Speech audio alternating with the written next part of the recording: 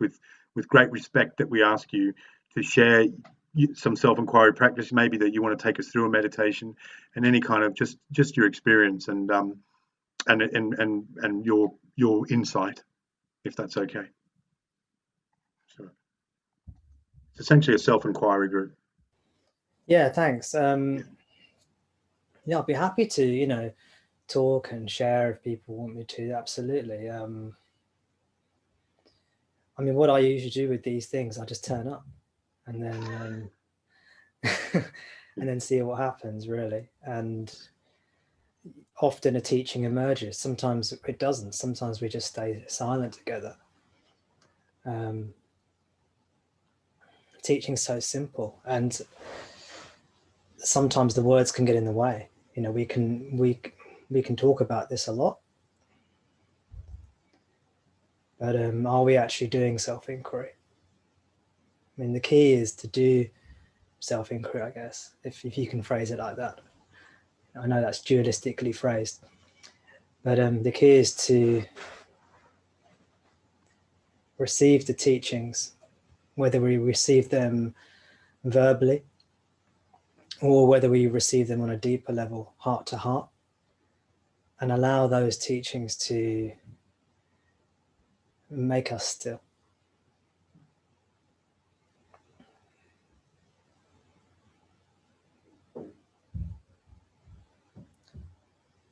And then it's in that stillness that the self, let's say, that's a good word, it's a good word as any, the self is revealed. And that's not revealed to the mind. It's when the mind is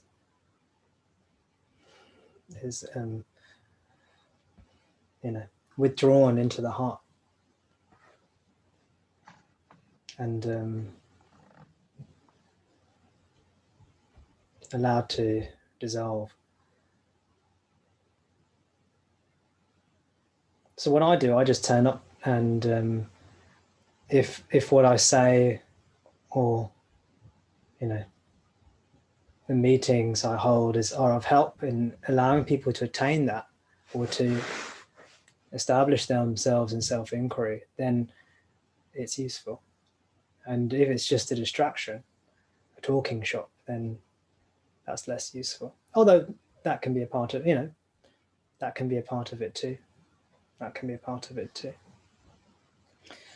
In terms of my story, I mean, I know a few of you got your videos on here. Hands up who's heard of me before or met me before. The organizer, that's good. Okay, well, I mean, I consider myself, I guess, to be a devotee of Bhagavan Ramana. When I first came across him, I didn't really think anything amazing of him. It wasn't one of those love at first sight encounters for me. I came across his teachings. I didn't really think much of them. I thought they were a bit silly. I thought a lot of it didn't make sense. And then I read things about Lakshmi, the cow, being liberated and things. I thought, this is stupid, this doesn't make sense at all. But sometime later, and I don't know exactly what happened, I found myself being irresistibly pulled towards him, kind of emotionally. And I found myself falling in love with him, basically. And this was very strange to me. It wasn't unsettling. It didn't feel weird. It felt so right. But at the same time, there was like, Tom's mind looking at this thinking, what the hell is going on here? What are you doing? I wasn't looking for I wasn't looking to fall in love with a guru, or especially someone in a loincloth, that kind of thing, I'd been seeking for many years. But I was more interested in sort of an intellectual approach. There was always a heart approach in me, but I was predominantly seeking with the mind. So when this happened to me, it felt totally right, and I just went with it. But at the same time, on an intellectual level, thought, what is going on? This is so weird. And that process just carried on unfolding for a few years. I didn't really understand Ramana's teachings. I didn't even like all his teachings. I'd often read some of his teachings in books, and they didn't make sense to me. Or I thought, well, that's not right. Maybe, maybe the translators got it wrong, or maybe Ramana's got it wrong because I know better. But that didn't seem to matter to me. I just carried on falling in love with him more and more. And there were other sorts of teachers, probably, I can't remember who now, who I probably, I preferred their teachings intellectually. But Ramana has kept on pulling me towards him. And I just sort of, I don't even know what happened really. I just sort of, I feel like he pulled me in towards him and pulled me into him, made me one with him. That's what I feel. I mean, that's what I feel, but I don't know. That's and then over a period of years, I realized my suffering had stopped, and I started to share this. And when I first started to talk about this kind of thing, I wasn't talking. My expression changed over the years. I wasn't talking about the self necessarily and Advaita style teaching. But I was trying to express it more directly and more clearly than Ramana, you see. And as I started talking about it, I've realized I had to keep on adjusting what I was saying because there was a problem with something I said here, and then a problem with something I said there, and I changed something else the way I said it, and then before I know it, I basically sort of my expression started changing more towards Ramana's. And I started really appreciating his sort of verbal expression afterwards. And yeah, that's sort of my story, if you like. There's a bit of sort of reverse engineering going on because I didn't really understand what happened to me, and I was trying to figure out and analyze, look at what happened to me. But I was very well versed in traditional teachings. If you go to my website, tomdas.com, you see loads of resources for people who are interested in self-inquiry, liberation, non-duality, etc., etc. So I was very well versed in the traditions, but and I think, but I didn't really understand what had happened to myself. So I sort of reverse engineered a bit of the teaching, and I sort of thought to myself, how can I say it more? How can I express myself better? And then I found myself expressing myself along the lines of more traditional style teachings. And I sort of valued them. I learned to value them more and more. Why they're taught like this. But it wasn't. It just happened organically. It wasn't something I make it sound like I was trying to do this and trying to do that. It just unfolded really.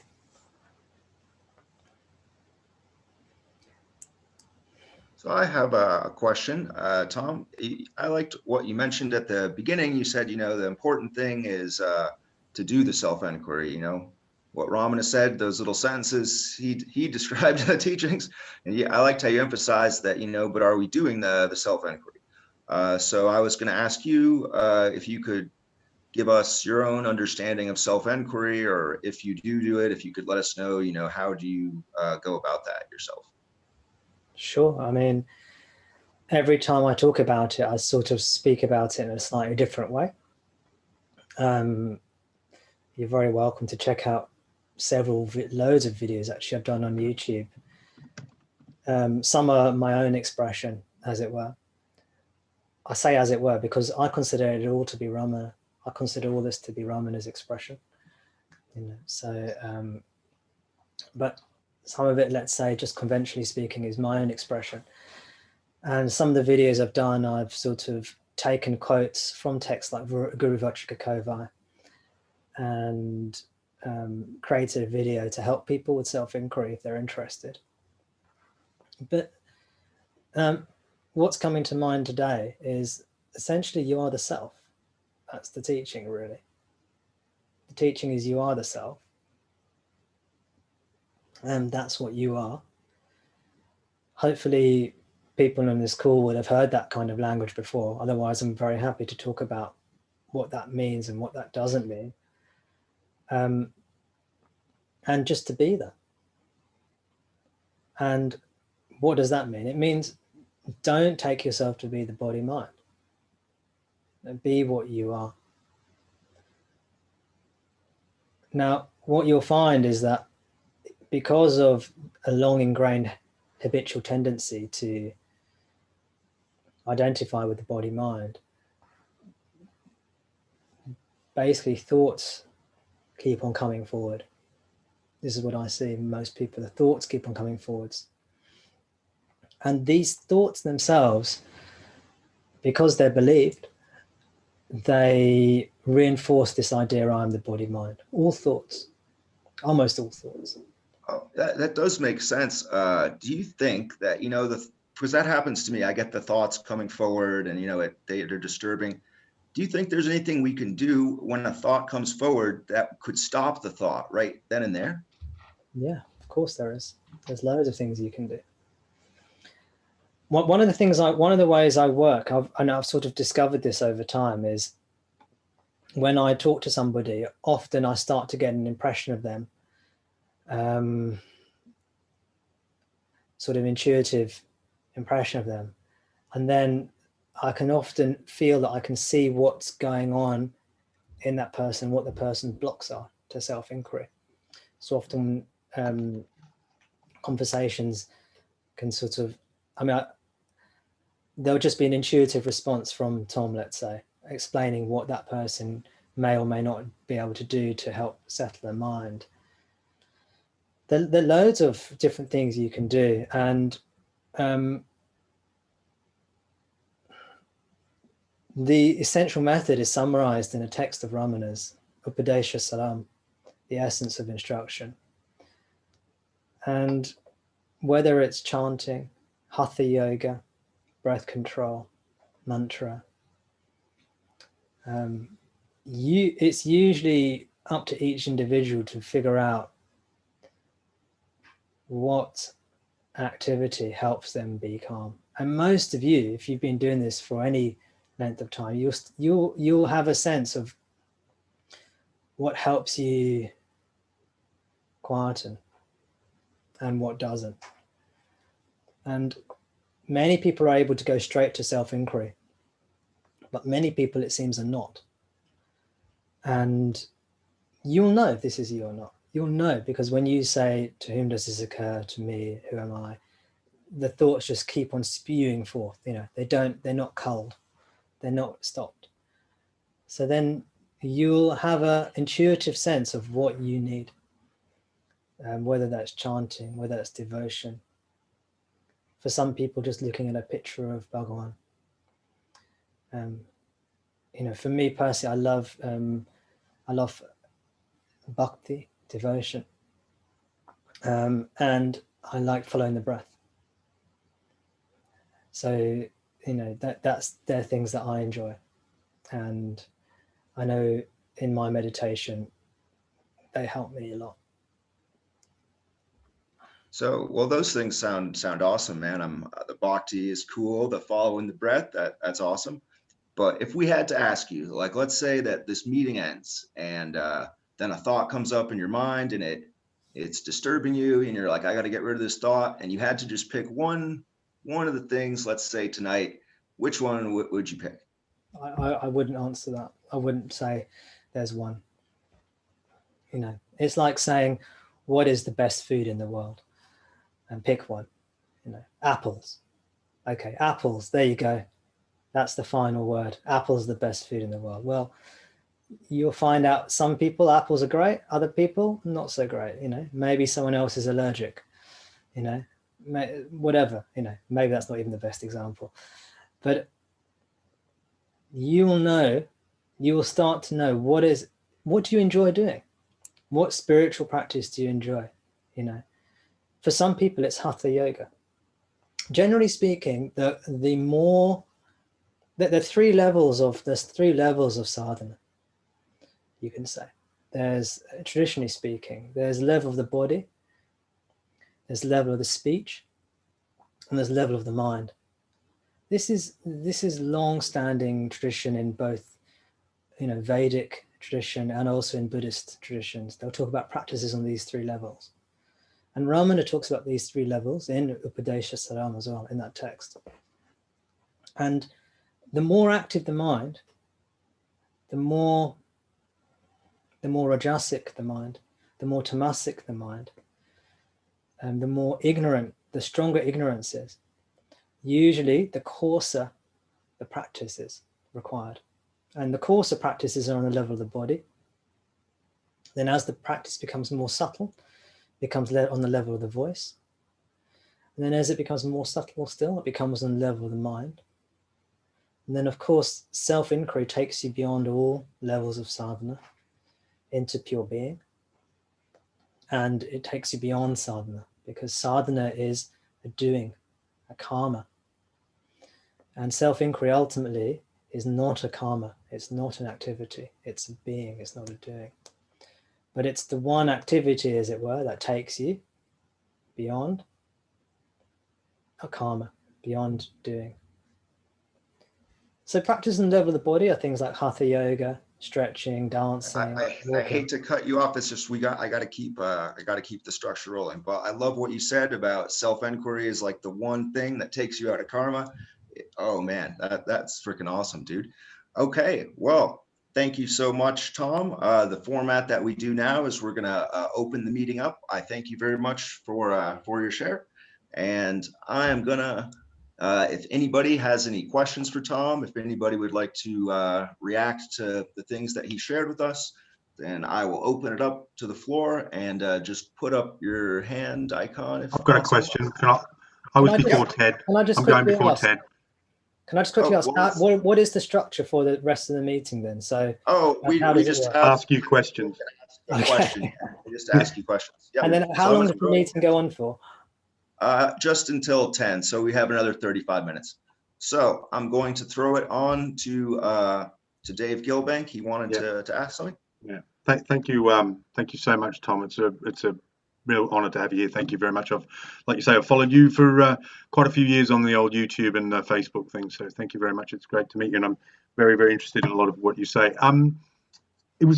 Sometimes I get a little bit confused with self-inquiry, and it was said to me, and it's like we take bits and bobs from different teachers, and it was recently somebody said to me that the actual practice of who am I is a thought, and that kind of like tipped the apple cart upside down for me. So because I'm using a thought to eradicate thought in a bizarre way. So it's more described as like turning my attention in on myself and asking and finding out what is this thing. I just wanted to get some clarity from you on that, and in terms of what is the inquiry? What is the inquiry?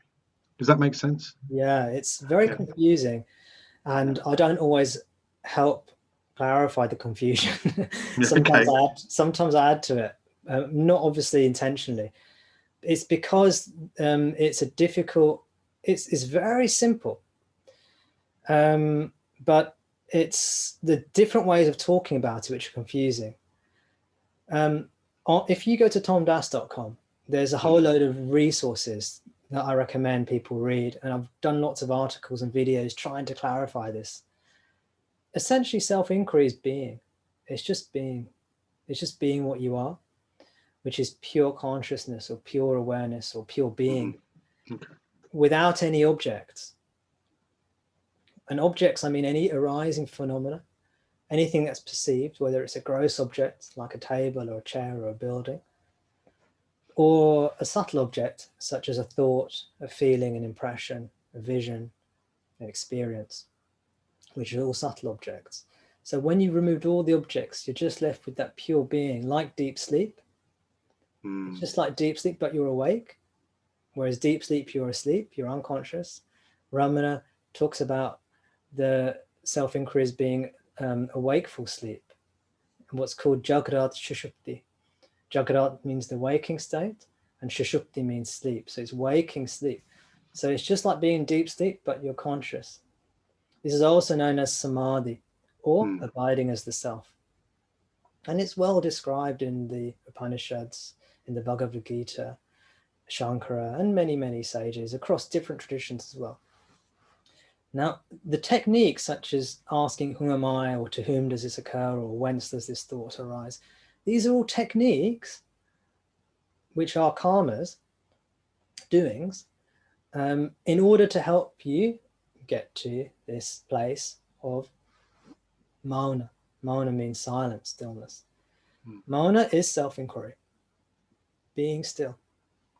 It doesn't mean just the mind being still, as it kind of does, but it means a destruction or a removal of the I, the ego. This is what silence means.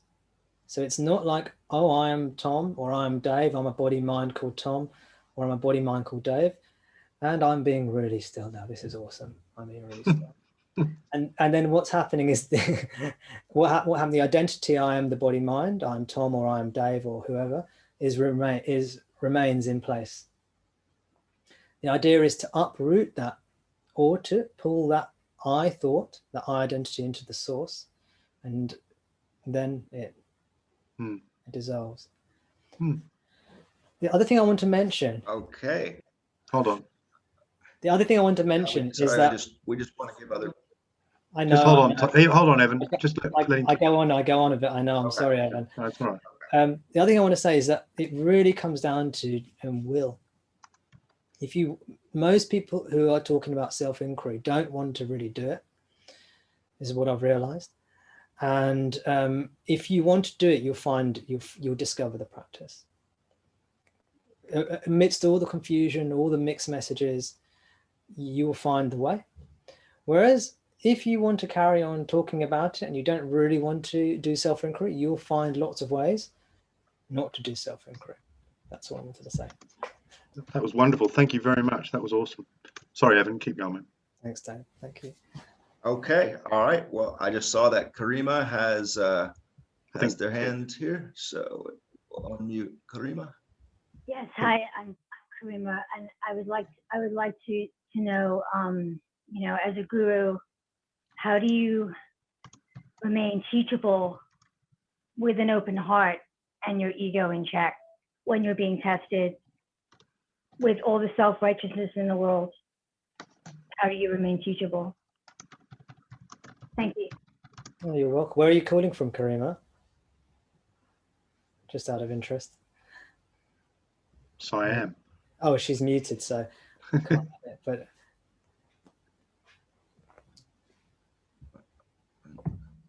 where's Karima calling from? I just want to know. Do you know? Does anyone know? Yes. Hi. I'm actually in South Beach right now, but I wasn't born there. I'm actually South African. Oh, okay, great, thank you. No, I think one of the wonderful things about Zoom is that we can connect with people from all over the world. So I'm often nosy, just out of interest, where is everyone based? Karima's question was, how do I remain teachable? Gosh, sometimes I'm exquisitely teachable, and sometimes, as many of my friends and family will be very happy to share with you, I'm sure, if you ask them, is sometimes I'm exquisitely unteachable. Sometimes I'm so humble, and sometimes I'm kind of not. It's just, I don't know. I don't even know how I'm doing any of this stuff, and I'm sure it's the same for everyone. How are we breathing? How are we talking? How are we thinking? I have no idea. Now, Tom has some wonderful attributes about him, and Tom has some less wonderful attributes about him. I don't know. I don't claim responsibility for anything. Although on a conventional level, of course, I would take responsibility for my actions. I try and be a good person, and also my personality is I'm interested in things. I'm genuinely interested in people. I'm interested in things. And that's nice. That's nice. But liberation goes beyond all of that. It goes beyond the body mind. We see beyond all this stuff. We do. So it's really nice when Dave before was being very respectful for me, and it makes me feel uncomfortable, to be honest, because you know, the respect I'm sure Dave feels for me is exactly the same as I feel for him and for everybody else here. It's just, you know, there's no higher or lower. And when Karima calls me a guru, again, it makes me feel uncomfortable, even though in some ways I am, I guess. I'm talking as if I'm a guru. But I just want to turn everybody towards Ramana if they're interested, and you know, not in a forceful way. But you know, I like to share Ramana, and he's the guru. You know. Yeah, I couldn't agree with that more. Okay, so I believe next we had Ted.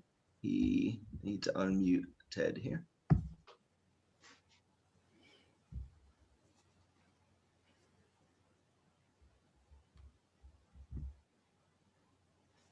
Did Ted's Ted, you're being asked to unmute, and you have to hit the microphone there, Ted. Yeah, there you go. You got it. There we go. You. Okay.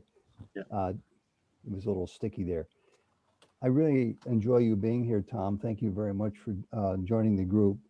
I appreciate where you're coming from, and I appreciate your the scarcity of words, really, that you were using there at the outset, because I'm becoming more and more familiar with people who seem to be teachers, if not gurus, or if not instructors, who just fill the space with verbiage, whether they have something on their heart that they want to share or not. So you took me by surprise a little bit by not having much more to say than a couple of paragraphs only.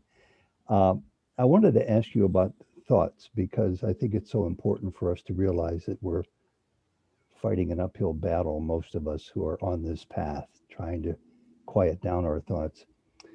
You say that all thoughts reinforce the body-mind. So my thoughts tell me that I'm still stuck in the body-mind, even though the I am of who I am, just that small shift of identity, is there waiting for me to discover it. Two people I'm aware of, they're in a weekly group that I attend. They're both said to be awakened, which is another question I'd like to ask you later on. What kind of titles do people use, or words do people use to describe somebody like you who no longer has suffering as an issue? These two people suggest that 99% plus of all of our thoughts are totally unnecessary. Well, I thought they were pulling my leg the first time I heard that expressed. Then I heard it again using different words 1 or 2 times. And these people were serious. I found out that they're very serious about it. So my question to you is, would you agree with that assessment? Is there a place of usefulness for many of our thoughts, or are all of them, or 99% plus of them, just not necessary? I mean, thanks. It's Ted, is it? Yeah. Thank you, Ted. Thank you. And where are you calling from? Southern California. Great, wonderful. In fact, it save me time if everyone just says where they're calling from when they ask me a question. I just like to know. So my response, again, it's an unconventional response, but my response to what you just said, Ted, and as I said, the answers I give are often different and contradictory. But my answer is actually, thoughts are actually more useful, I think, than many of us give credit for. I think, you know, obviously Ramana's teaching is about, a lot of it's about turning away from thoughts, turning towards the consciousness that we are, turning away from objects towards the subject. But what I see a lot of people doing is suppressing thinking. And I think on a physiological level, the mind, so I'm talking just conventional reality, Maya, the mind has a huge amount, there's a lot of thoughts that occur that are very useful. What we call ruminating thought, or, you know, the monkey mind, it's often figuring things out, solving problems. Now, often it can go too far and it can become neurotic and just go round and round in loops and become very fearful and anxious, which is not what it's not desirable, it's not efficient functioning.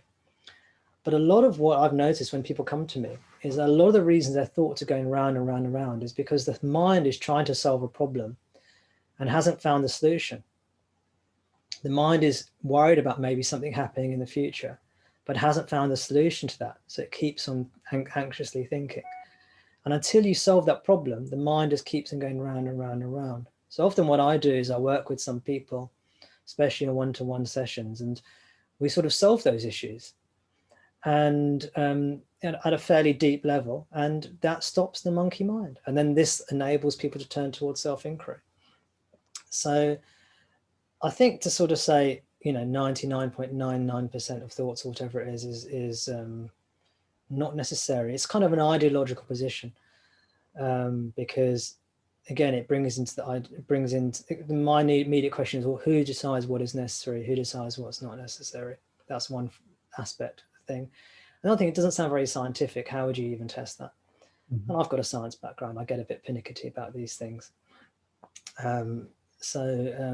Yeah, thinking can be very useful. We don't need to suppress our thoughts, but when the time is right, we turn away from our thoughts and they fizzle out and the ego fizzles out. And when we discover what we are, then most of our thoughts will no longer be needed, because we no longer consider ourselves to be body mind.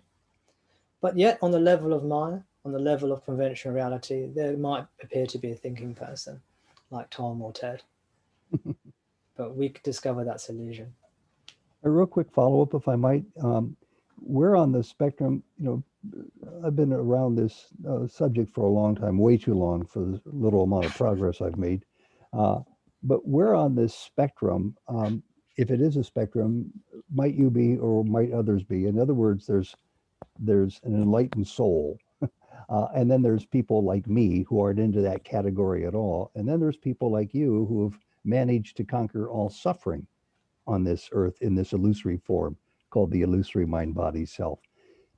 Is there a spectrum? Are there people who are beginners at being awakened? This may sound like a stupid question, but for me, it's something that always has bugged me, and I'd like to know sincerely. Are there people who are beginning awakened, those who are beginning in realization, those who are beginning or in the middle level of any of these stages? And where might you be? Because it's interesting and it's useful. Well, yeah, I mean, if it's a question that you want to ask, then it's a question you want to ask. For some people, this question will not be useful. But I'm open to all questions. You know, if you have a question and it's a genuine question, then ask, you know, and that means it's a useful question on that level. I mean, we can, again, it depends which level we want to talk on absolute level, on relative level. Relatively speaking, there are different levels of seekers. There are some people who are more spiritually mature than others. Some people, ignorance is very strong and suffering is very strong. Other people, ignorance is very thin, very weak, and suffering is less. But that's all on the level, that's all still ignorance. And then there are the so-called liberated sages, these individuals that appear to have gone beyond.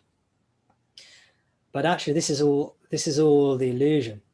There isn't really a Tom who has attained liberation. There isn't really a Ted who hasn't attained liberation.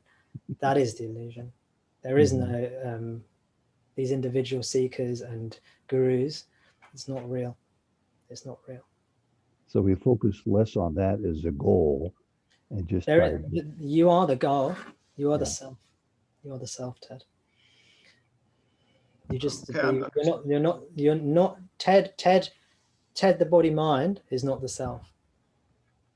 You are the self. Do you hear what I'm saying? You know, Ted, the body mind, is just part of the illusion, but you are the self.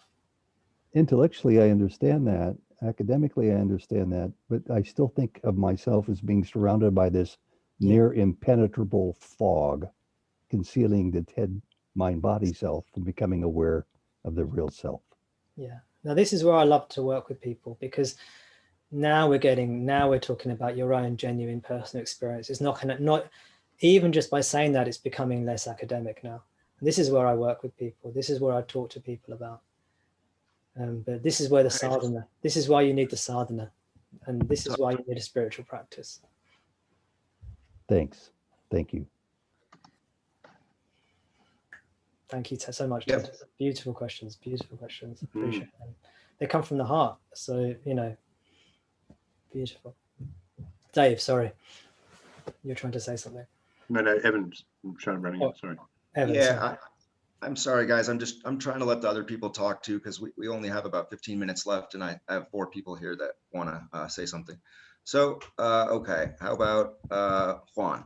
Would Juan like to? I think you wanna Dave. go I next? think Dave Roberts is next, mate. Dave first. Okay. All right. Dave's next.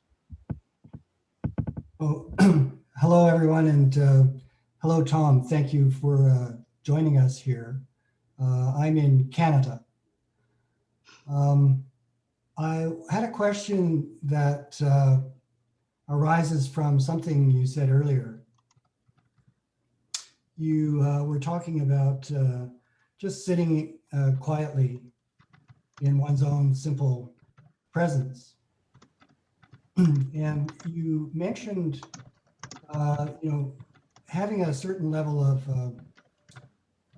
discernment within that silence, bringing some devotion to the question of, for example, who is the one to whom this silence appears? That kind of a question. And you described, I guess you could call it a state, although I'd be a little bit reluctant to use that word, but a state, let's say, where one is awake, similar to being in deep sleep, but awake. And almost kind of a super awareness. And I wonder if you'd be willing to just talk to us a little bit about that feeling and that state, that understanding of and standing under the presence in that way. I mean, so, and it's David, is it? David. David, great to meet you, David. David, thanks for your question. Yeah, I mean, so, we can talk about it, but this state is to be experienced.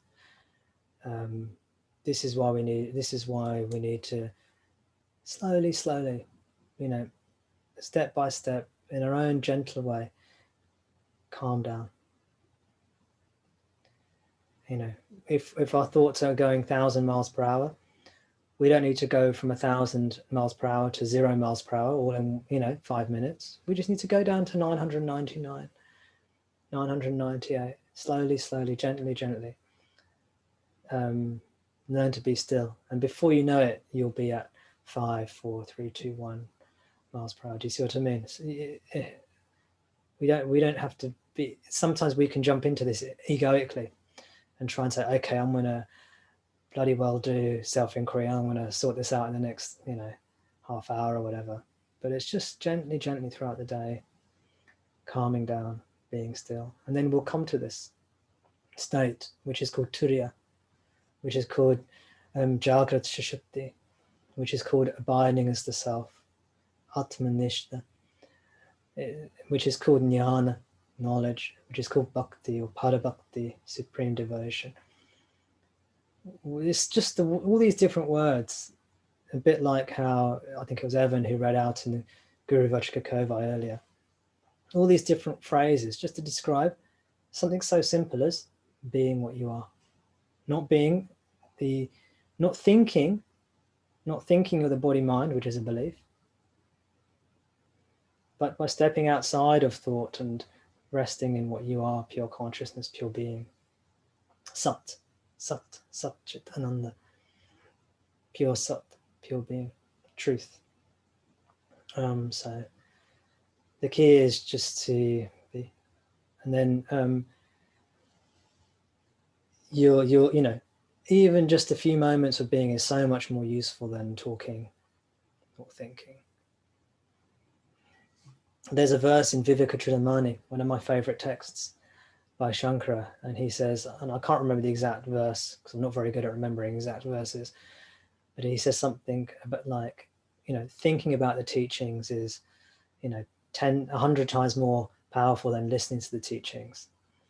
And meditating upon the teachings is 100 times more powerful than thinking about the teachings.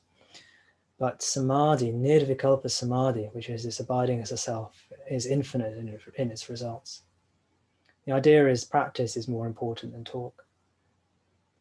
So, I know we're running out of time. We'll get the next few questions in. But for those of you interested, I do hold meetings twice a week online on Zoom. So if anyone sort of resonates with anything I'm saying, you're very welcome to join me. go to tomdas.com. You'll see I have a meeting on Thursday and Sunday. So come along and, you know, use them, use the meeting, use the silence if it's helpful to you. And if it's not, then you don't need to. You can, you know, find something else that works for you. But if the meeting's useful to you, you should use it. It's there for you. It's a resource for you. Who's next question? All right, I believe Juan was next in the order. Is that correct, Dave? Yes. Okay, get Juan unmuted here. Hi, can you guys hear me? Yeah. Oh, thank you very much, everyone. And thank you, Tom, for spending time with us. That's magic. Question that I have for you is recently I started doing the self-inquiry. By the way, I'm in Edmonton, Canada. The question that I have for you is recently I started practicing the self-inquiry meditation and started thinking on I am and I, you know, the rest of it. Couldn't avoid to start thinking, okay, if I am ... meaning that I probably am not something else that I was. And it sounds like a words game, but it was difficult for me to reconcile the non-duality of the meditation. When I say I am, it kind of implicitly says for me, I am not something else. And it feels like when I'm meditating, I am, and when I am in the normal realm, I am not. How do you reconcile that? Do you know what I mean? Yeah, I would say for you, so Han is talking about how the phrase I am can actually create confusion, and it can imply I am this and I am not that, and there can be a sort of word game that's played. I would say for you, Juan, just be still. Don't worry about the I am all this and I am that. Just be still. Many of us are trying so hard to perfect the art and technique of self-inquiry. We forget just to be still. And the amazing about being still is that when we hear the teachings, when we hear Ramana's teachings, through being still, having heard Ramana's teachings, when the time is right, we will naturally do self-inquiry. We calm the mind down, just be still. And when the time is right, it will naturally turn inwards. And the mind will go, well, how do I turn inwards? I want to be enlightened. How do I turn inwards? You'll do it. You'll do it. Just be still. So that's all I'd say. Just relax. Don't worry about the I am. Just be still. That's my teaching, if you were like, for you. Thank you very much. I think Evan was happy with the speed of my answer. Excellent.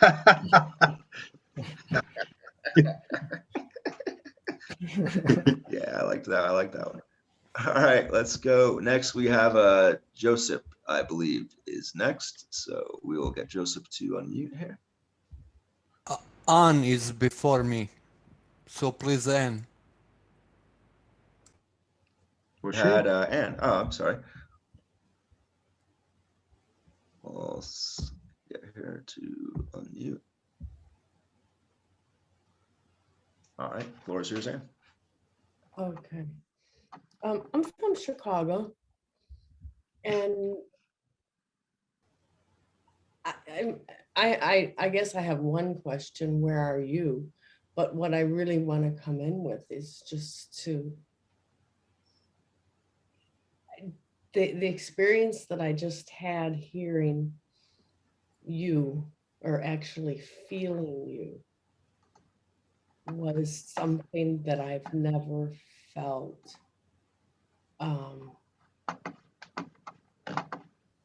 Outside of within.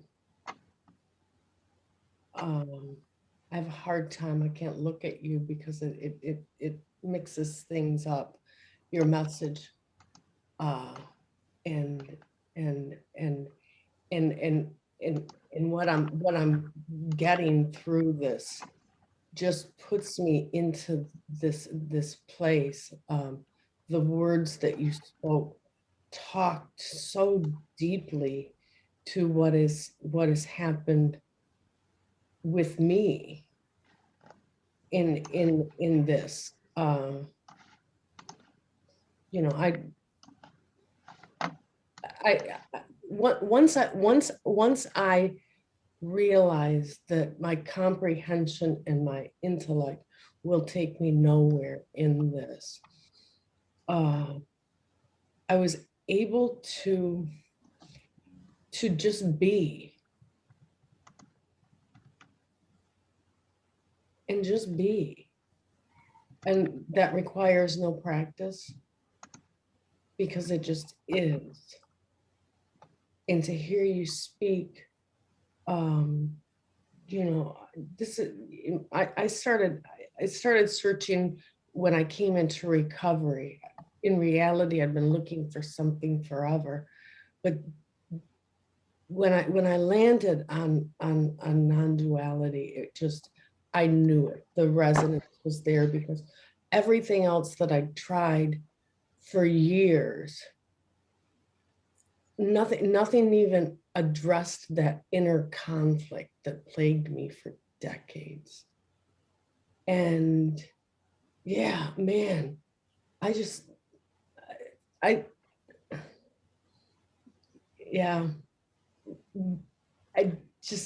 what just happened is just so much joy. That union that I just experienced. I don't know if any of this makes any sense, but I suppose that I could talk for a long time, which the words do no justice whatsoever. So yeah. Thanks, Anne. Thank you, Anne. Thank you very much. Okay, next we have Joseph. Can I just respond? I know we've got 5 minutes. Can I just respond to Anne, please? Because she just shared something very beautiful with everybody, and she just shared that she's had a deep experience, and I just want to acknowledge that. Is, you know, every now and again with me personally, people say they have experiences in my presence. I take no credit for it. It's Ramana's doing. All I'd say is that if there's a resonance, allow that resonance to pull you, to take you wherever it wants to take you, and take you within eventually. It's not about outward forms, it's about going inwards. So that's wonderful, Anne. And thank you so much for sharing. And we can go over to Joseph. All right, Joseph, floor is yours. What are you doing with the somatic experience when you have a pain in a scale of 7, 8 to emergency room, and you don't want to take opiates? Well, who says I don't want to take opiates? You know? No, you didn't understand my question. No, I'm joking. I'm Joseph. About pain. I'm from joking. Croatia. Thank you, Joseph. I'm just joking. My joke was that if my pain was 8 or 9, maybe I would be asking for opiates. And your question is about pain. I don't know. It just, whatever. You don't know. Whatever Okay. it is, whatever it is. Thank you. When I say I don't know, I'm just saying that, you know, pain's okay. It's not nice. It's not pleasant by nature, but I've actually experienced pain many times, unfortunately, and it's fine. I mean, it isn't fine because that's why they call it pain, but it's also fine at the same time, and you do what you can. So, you know, if someone comes up to me and they've broken their leg, I'll tell them to go to hospital to seek medical attention. I wouldn't necessarily tell them at that point in time to do self-inquiry. You know, I would tell them to get medical attention. And if someone's got a problem with their body, then you need attention for the body. If someone's got a worldly issue going on, if someone's washing machine's broken down, I recommend you fix your washing machine. And if someone's got a mental health issue, I recommend you seek mental health help. And if you have an issue with pain, then do what you can to deal with that. Sometimes what you do will work, and sometimes there are limitations to what you do and you'll feel pain. But you do what you can. There you go. Wonderful. Thank you. All right, well said, well said. Like Bhagavan said, pain is also the self. Okay, cool. Well, oh, we have Debbie. We'll get in Debbie there real quick, and then we got to start closing soon. But just... I'm happy to carry. I'm happy to carry on answering questions. By the way, brilliant. Okay, well, okay. I don't mind. You know, I don't. I just said I did tell you an hour, so was trying to make sure we stuck to that. You know, I don't mind just carrying on if people want to. I'm sure they will. I'm sure they will. Thank you very much, Tom. Thank you so much. Yeah. Maybe when it's like Friday morning and we're all bleary-eyed, I'll be like, okay. Yeah. Okay. Well, let's try for the world record. Guinness Book of Records. Here we come. Yeah. Let's carry Longest on. Satsang ever. Yeah. And it's all Debbie's fault. Come on, Debbie. Come on, Debbie. Make it a long question. Come on. No, I haven't got a long one. Hello. Hi, I'm Debbie, and I'm in Bristol in the United Kingdom. And yeah, where are you, Tom? So I'm in London in the UK. Oh, okay. Hello. Not far away. Compared to some of these people, we're neighbours, aren't we? Pretty much. Absolutely. Hi, neighbour. You might have heard me asking for my keys in the park the other day that did get found. Oh, good. That's good. Oh, that was so lovely. I was thinking about that question about pain, and I did have an extraordinary experience not long ago of having excruciating sciatica. And I sat and I just went into some kind of zone. I don't know where it was. And I got up 20 minutes later and it was completely gone. And that just felt really beautiful. It felt like one of those moments where, I don't know where one goes really, but it just felt very lovely to be relieved of that pain through it just seemed to dissipate in that moment of just being.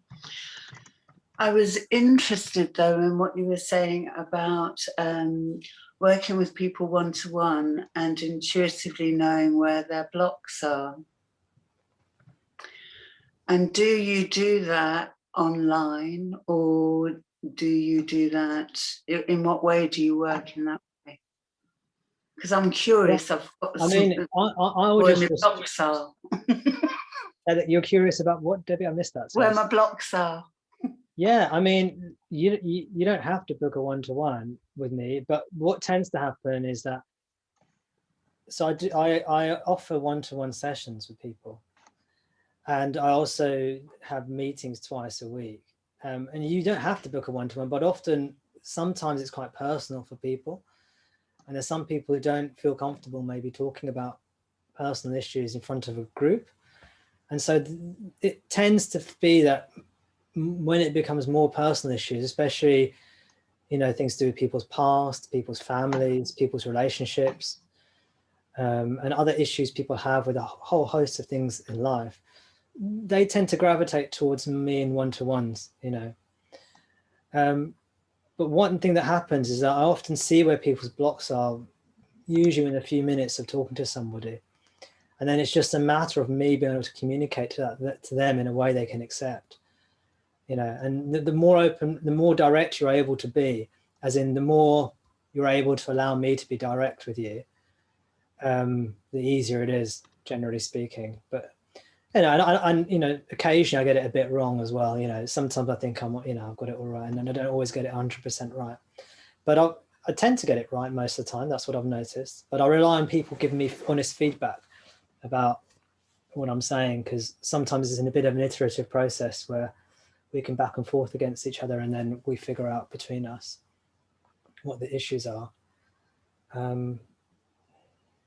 Yeah, I think is that answer your point, or was there anything else you wanted to say? It does. There was something else I wanted to ask as well.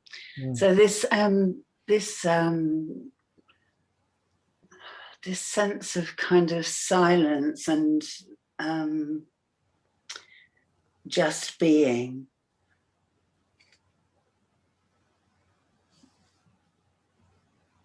Do you have to be sitting still when that happens, or can you carry it with you? Is that you just find yourself doing whilst you're being? Yeah, great. Do you know what I mean? Oh yeah, I do know what you mean. Yeah, It's a very common question about spiritual practice in daily life as well. That it kind of ties into that a bit. So I would say, I mean, initially it's easy to access this through sitting meditation, basically, but it's always accessible. It doesn't matter the body, the content of your experience, what's happening with your body, your mind, your work, the world you're in, is irrelevant to self-inquiry, because self-inquiry is all transcending. So it doesn't matter what the body mind is doing or thinking, actually. But on a practical level, it tends to be easier if, for most people, I usually recommend sitting practice. And then what will happen over time, it usually takes a few months, maybe 3 months to start really, you know, the first 2-3 months can be quite difficult because most people's minds don't want to do self-inquiry. So you need consistent, sustained application, gently, which is one of the points of the satsang, really. It's just to enable you to get gentle consistency over time. And then usually after a couple of months, the mind starts to yield a bit. And then it allows you to sink deeper and deeper. And then the silence, which is initially just when you're sitting meditation, starts to pervade your entire life. And then it starts to pervade all the three states. And when I say the three states, I'm talking about the waking, dream, deep sleep state. It starts to pervade the dream state. And that peace starts to come in through everything. It eats everything up. It's like the Cookie Monster, just gobbles everything up.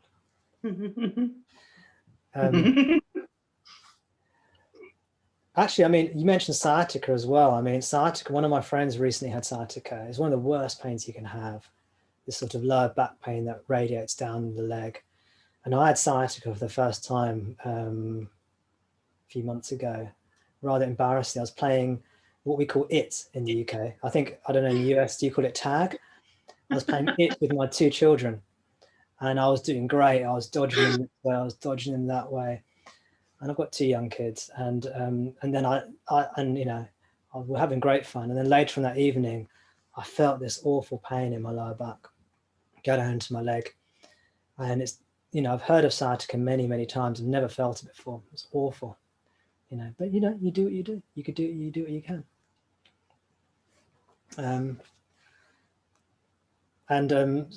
Many of you probably won't know I'm a medical doctor by trade. I work as a medical doctor. So I'm often talking to people about pain a lot, you know, pain and illness. So alleviation of suffering, something that's very close to my heart. That's why I do this, really. It's just to help alleviate suffering.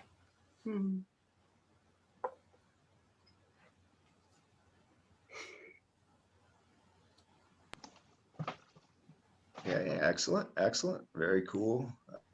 Let's see, anybody else? Have we got anyone else? Looks like, all right, well, looks like we're about set. I'll just say, Tom, thank you so much for your share. It was great. You said a lot of awesome things. That's cool. You're a doctor, and I wish you luck with that. Sounds like you're doing some good stuff. And we have all the info in the chat. If those would like to attend Tom's satsangs or whatever, I think we have all the links there. So with that, why don't we close the this meeting with another reading? And Tom, I saw you mentioned Sat Chit Ananda. So I was like, oh, it's so funny because I look down and I see a mention of that here in Guru Vachika Kovai. So we got it right here, baby. Evan, excuse me, Evan. Could I just ask one more? No, mate. Yeah, sorry. Is there anything? I just wanted, Tom. Do you want to finish off with it? Is there anything you'd like to share, or are you done? Or is there anything you'd like to finish with? I mean, I think it'll be great to. Thanks, Dave. By the way, I think it'll be great to finish with some silence. Okay. I mean, it'll be great if maybe if Eva can read something. The entire teaching is in Guru Vachika Kovai. You know, if you just read like a couple of verses a day, that's every verse almost is pointing to the same thing. You know, it's just the same teaching phrased differently whenever, you know, it's the same teaching repeated page after page. So it's just such a beautiful text. And And I love the version that It you're reading, which totally is you're reading that the Ramana Ashram translation version. Yeah. Oh no, you're reading David This is Goldman. it's Muruganar. Yeah, Muruganar and David Godman. Yeah. Okay. Okay. Yep. So you said, did you say songs or you meant verses? You said let's finish with some. Silence. I just didn't hear.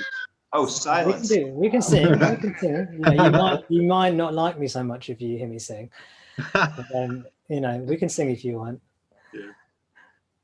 Yeah. Yeah. But Evan, why don't you read out the verse you wanted to read out, and then we could just be quiet together for a few minutes. It doesn't have to be too long. Okay. Okay, sounds good. Well, I'll read That's the okay. verse and then we'll do some silence. Okay, so the verse says, the supreme reality is being consciousness bliss, Sat Chit Ananda. For the most highly qualified among those who ardently seek that reality, in order to free themselves from the searing heat of birth, it is only through enquiry into the real nature of the jiva, which is indicated by the word thou, that the glory of liberation will be attained. So Evan, I'm going to speak actually, even though I said some silence. There's that great. I'm going to disappoint Ted now because he was impressed with my silence earlier. Now I'm talking. There's that great Mahavakya, great saying, Tattvamasi, means that thou art. And the three words, that, which means the absolute, Brahman, divinity. Tat, that's that. And then thou, Tvam, and then Asi means you are that. And what Roman is saying is that with these three words, you are that. He's saying the word that you need to concentrate on is you. You are that. You. What is this you? So he's saying you don't have to worry about Asi, which is are, and you don't have to worry about Tat, which is God or Brahman. You don't have to worry about Brahman. You don't have to worry about what you are. You just have to worry about what you are. You. Tat Tvam Asi. You are that. He's saying you just have to worry about what are you. And obviously, if we phrase that about ourselves, it's I am that. So it's, we don't have to worry about that. I am that. What am I? I'm Brahman. We don't have to worry about, we don't have to think about God and divinity and Brahman. We just have to say, what am I? So he's saying this is the universal path because you don't know about God. That's just your belief system. That's just your thoughts. Yeah. You don't know about life. This is, you know, this could all be an illusion. But what do you know? You know that I am. You know that you exist. You go into that. That teaching is available for everyone. Everybody has an I. If we go into that, we'll discover what we are. That's the meaning of that verse. Awesome. Yeah, I liked how you said you don't have to worry about that. You can just stick to the I am. I like that. Okay, cool. Well, does anyone else, anybody got anything? All right. Well, I think it's been an excellent meeting. Tom, thank you so much for sharing your time with us. Dave, as usual, thanks for setting up the whole superstructure. And thank you everyone so much for coming. It's been a great meeting, man. Oh, I can't wait till next week. I wish we did these things every day. Thank you, everyone. It's been an honor. And we're just going to leave it on. So if you guys want to have a chat or anything, yeah, just hang about. Whatever. Yeah, a bit of fellowship. Okay. You want to hang around, Tom, or you want to go and get your tea? Yeah. No, I'll hang around. Yeah, I mean, just want to say thank you to everyone. Thanks for welcoming me here. Dave, Evan, thanks for being wonderful hosts. You know, it's lovely to meet you all. It just seems like a really lovely group you got here. So yeah, yes, well, we've only been going a couple of months. It's but it's definitely devoted to self-inquiry and Ramana. So we're trying to keep it on everyone. What's been your favorite? And do you have guest speakers every time, or just sometimes? Yeah, we do. And how's that? What's been a highlight for you? This one. This has been awesome.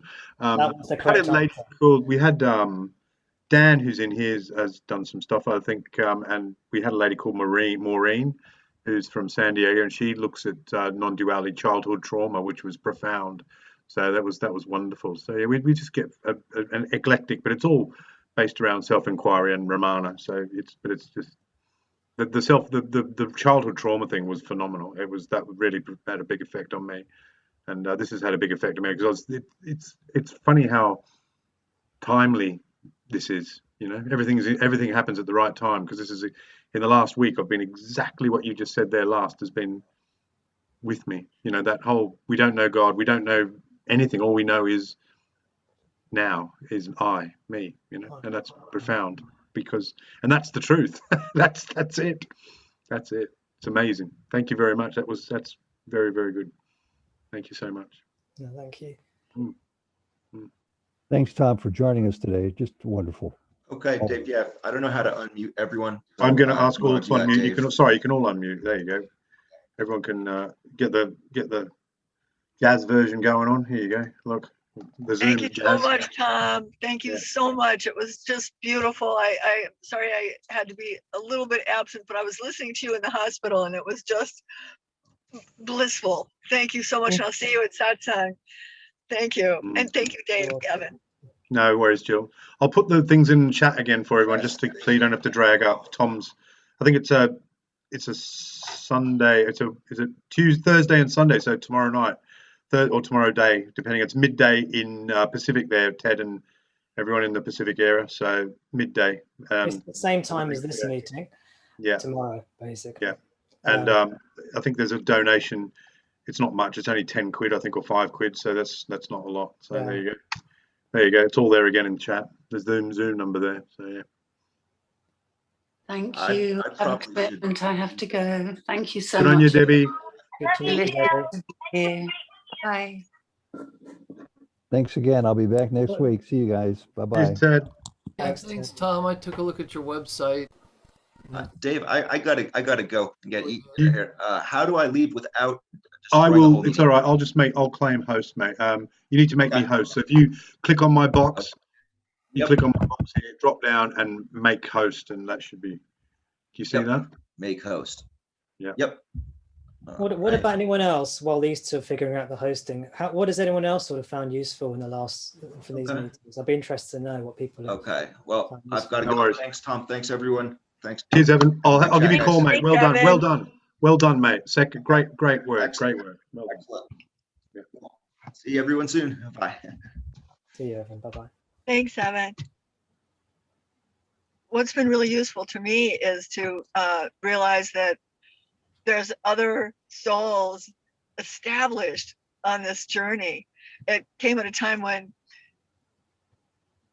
I was feeling really, like a particle out there, which is okay, but it was just beautiful to me, so affirming and feeling so connected to find people that were studying Ramana, that had experiences with Ramana, who were interested in beginning to understand it. It blew my mind. It thrilled me. And it's like, I can't wait to get here, so that's one thing that's done for me.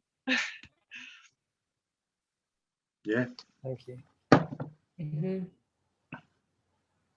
It's been Yeah. Further to Jill, things just happen. But when we were a year ago, when we were all put into our homes, the world opened up, and somehow I crossed paths with David. and I was at that point, anything that resonates, I'm just gonna follow that lead. And I am sitting here today, and I get to sit in this one, my schedule allows, I get to sit here and to know.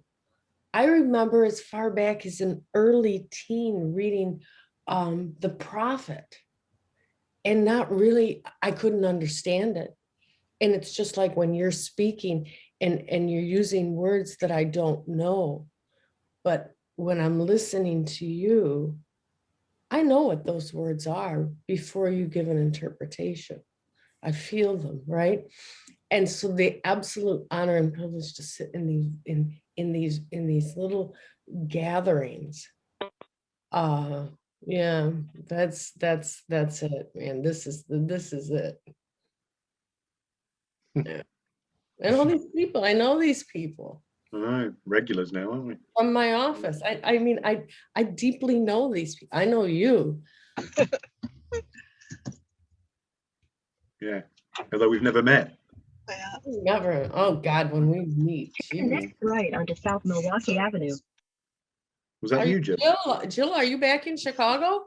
She's got a navigator voice on again. She's on Milwaukee. Yeah. Up by Lake Forest Hospital. Girl.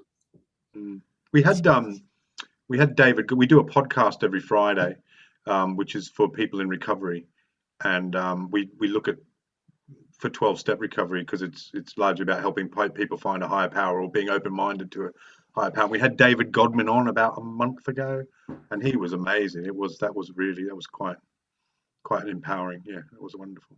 So yeah. Has he had a history with recovery himself? No, but he certainly. Well, that's how we met Evan, because Evan has, and Evan. That's how we hooked up. So he's like, we would describe in the UK. You'd call him an anorak. He's a Ramana train spotter. You know what I mean? He's very much into it. So yeah. So that's why I just thought it'd be great to have him because he's very passionate about it. So that's great. You know, That's great. and he knows his verse. So yeah. And there's the similarities in the process. Yes. The steps of recovery are just a natural fit. It's just a natural fit. Sonny, I can see you there as well. How have you found it all? Oh, I can't hear you. Sonny's got a bad line. I'm going to turn your camera off for you, Sonny, and see if you can see. We can hear you, mate. Try that. Sonny, you might want to unplug your headphones, maybe. Oh, we can't hear you, Sonny. But sorry to ask if you can't speak back. David's been coming every week as well. David Roberts. Thank you, Tom, for being here today. Very grateful to you and greatly appreciated your words and your sharing and just your presence. Thank you. Oh, David, thank you very much.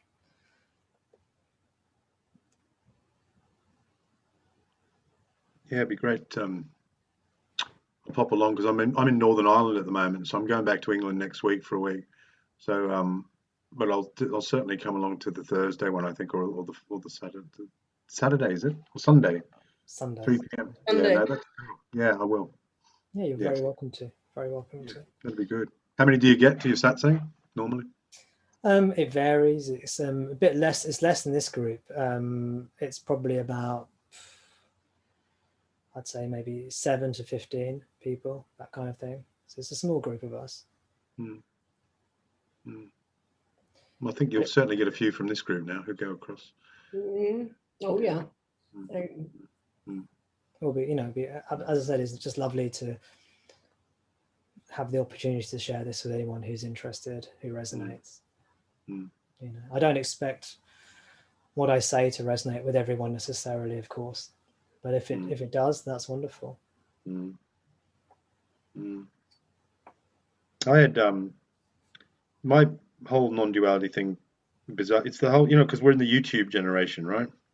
So everyone hears about YouTube. It's where everyone's getting sort of awakened through YouTube, which is the most bizarre thing in the world, isn't it? Really, to think that and Zoom and digital media and I heard a satsang by Robert Adams, an old one from like 1990 or something. I mean, it was I don't know if you've seen it, but it was just phenomenal. And I remember I was driving across Manchester, and it was like, wow. And the lights started going on. It was amazing. It was great. And that was my YouTube moment. It was there. I'll never forget it. So yeah.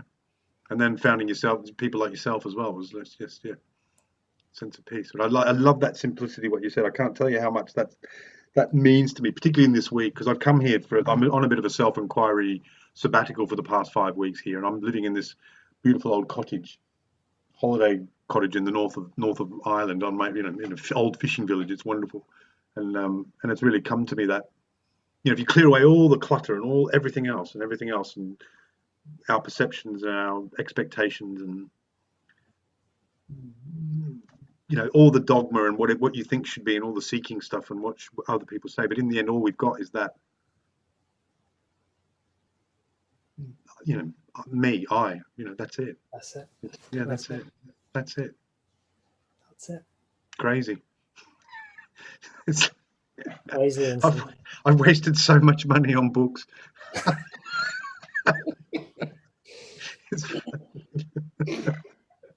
Yeah, no. Exactly. None of it's a waste, is it? It all No, takes I'm kidding. where we. I know you are. Yeah. Yeah.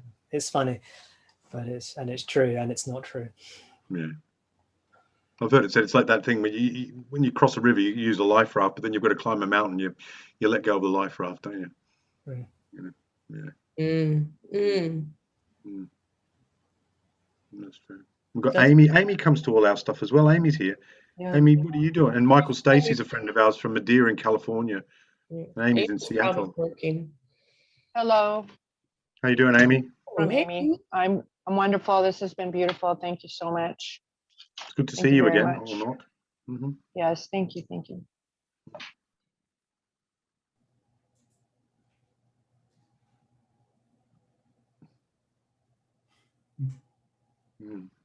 I'm going to go because it's illegal to drive with a phone. And I keep pulling over and get chased away. So I just hate to leave you all, but I will see you soon. And thank you again so much, David, for putting this together for everybody. No worries. It means so much to me. Thank you. No worries. We'll see you on Friday, eh? Yeah. Yeah. She's gone. And I think Diana's a fan of yours, Tom. I think she's been following you on YouTube as well. Yeah, we're mutual fans. Oh, okay. Yeah. Hello, Tom. I said hello before you joined, and I explained them I'm in a bed with coronavirus for 10 days and temperature, so I can't switch my video on. Oh, poor thing, Diana. Sorry to hear that. Yeah, it will be fun, I hope. I would just like to add something because I've been on Tom's Satsangs for some time. And what makes it most helpful and different than other teachers, it's that deep silence that is, at least I feel it. It starts even 10 minutes before satsang. It's so strong. Somehow transmission, whether you agree that something like that exists or not, and what kind of resonance is that, but it's really strikes you, like overwhelms you and just leaves you calm. And I'm shy by nature, so I don't ask many questions, but I come for that calm and peace. And first, how it started with Tom, I was reading his article and I had, like, we can call it awakening experience, very strong, and I felt like I couldn't stand on my feet, like I wasn't existing. So it was really strange. Then I started like listening him more, and a lot of synchronicity was happening. And but the biggest breakthrough I had with him when we had one-to-one, like personal issues, like sufferings and pain that I felt, and like inner child talk. And he has a really amazing capability to meet that place in you where block is, and just like breaks through and leaves you like totally open emotionally. And I can't explain it. I'm just so grateful, and to that which keeps me with him and on those satsangs, and really connects me with Ramana strongly. Like he often mentions Ramana's photo, and I would really recommend everyone to try that.